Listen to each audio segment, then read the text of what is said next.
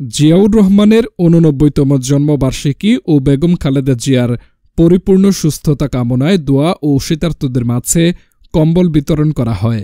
২৪ জানুয়ারি শুক্রবার বিকেলে ধামরাই পৌরসভার যাত্রাবাড়ি মাঠে ধামরাই পৌর স্বেচ্ছাসেবক দলের সদস্য সচিব রাশেদুল ইসলাম রাজুর সঞ্চালনায় ও ধামরাই পৌর স্বেচ্ছাসেবক দল সভাপতি মাসুম আহমেদের সভাপতিত্বে শীতার্তদের মাঝে ১,০০০ কম্বল বিতরণ ও দোয়া মাহফিল অনুষ্ঠিত হয়।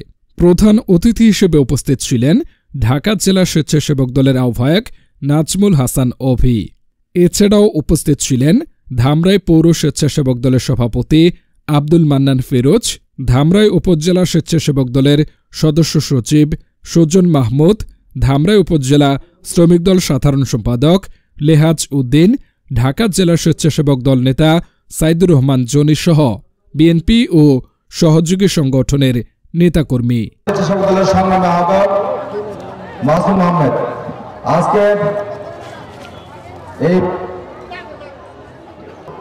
আজকের অনুষ্ঠানের বিশেষ অতিথি হিসেবে আছেন ধামরাই